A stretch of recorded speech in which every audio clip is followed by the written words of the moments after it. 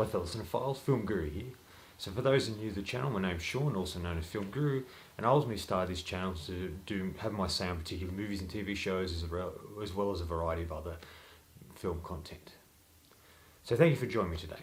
Today I'll be doing something a bit different. I'll be reviewing the new documentary Val. Now, and if you like Val Kilmer, it's definitely worth checking out. It chronicles the life and career of Val Kilmer. It looks at his childhood, the movies he starred in, and all the way up to present day.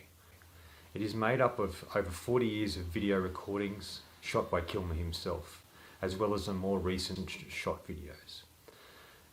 It documents his early years and behind the scenes of certain movies he was involved in. I've always liked Val Kilmer, especially when he played Jim Morrison and Doc Holliday and some other great performances. He's really fascinating to watch and really commits to the roles that he's playing. I've always really respected that of him.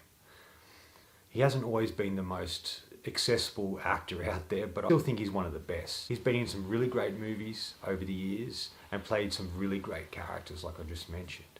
What the documentary has given me is a better understanding of who he is as a man and as an artist. And I have such a profound respect for him now after producing something like this where he's so candid and raw and so real.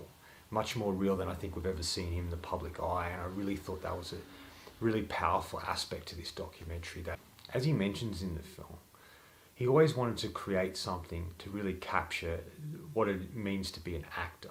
This film really accomplishes that. It shows him, like I mentioned, warts and all. Nothing is off limits.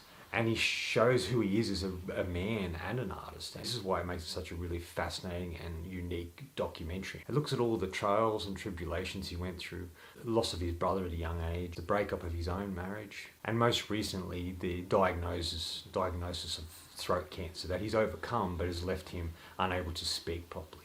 And it really shows how he weathered them all and came out through the other side. It changed him. And he ultimately learned to accept all the things that he'd been through. He learned to accept it all and become a better man. And I really think this really captures that essence of that, what he was trying to do and the person he really is underneath it all.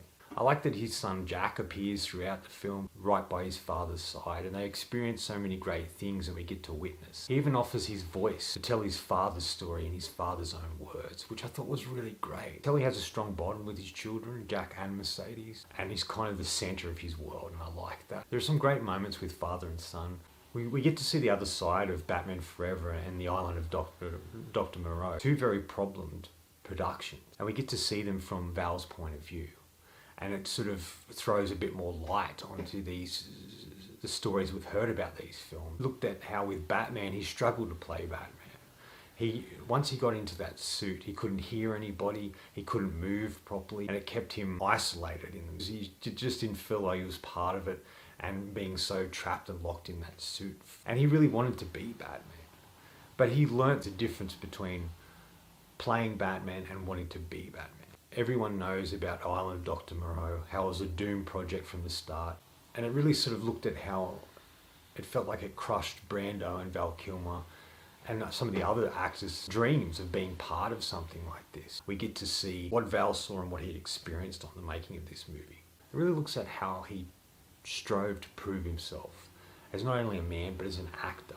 He wanted to delve into different characters and create them and look at them in realistic terms and realistic ways. He really wanted to test himself. And I think we get to see that through some of the movies he's been in. Not everything he's done, but what he brought to Iceman in Top Gun, which wasn't a very in-depth character, was interesting. The wonderful and submersive performance he gives as Jim Morrison in The Doors. He just gets lost in that role. For so long, whenever I thought of Jim Morrison, I just thought of Val Kilmer's performance because that's what I knew so well. And he's so powerful in this film and he gets so into it and really becomes Jim Morrison on screen, which was extraordinary to watch. And the same with Doc Holliday in Tombstone. What a wonderful performance.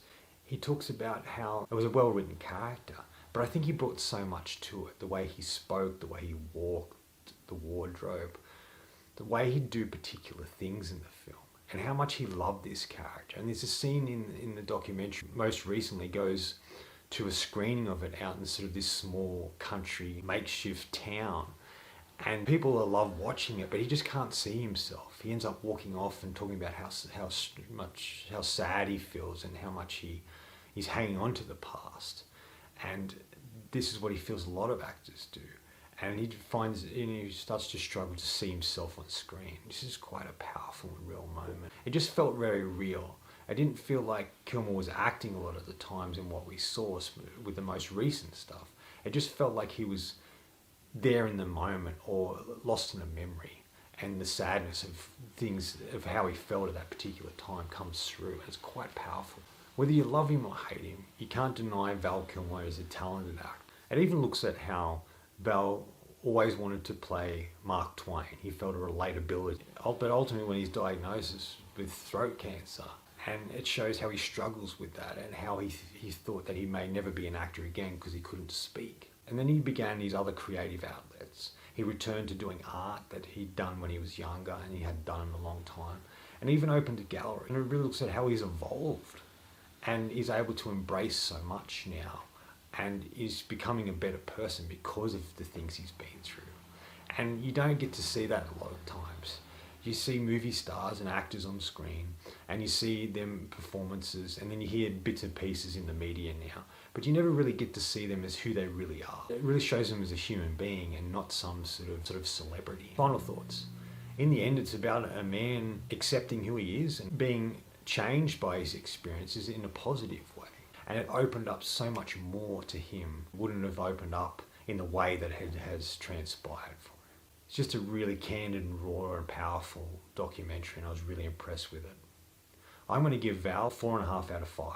Thoroughly enjoyed this, thought it was real and wonderful and just really captured the essence of a man and an artist and someone trying to always seek truth no matter what. This is going on my top 10 of the year. Anyway, that's all from me. Thanks for watching. I hope you enjoyed this video and if you did, please subscribe down the bottom, follow me on Facebook and Letterboxd. Otherwise, until next time, enjoy the movies.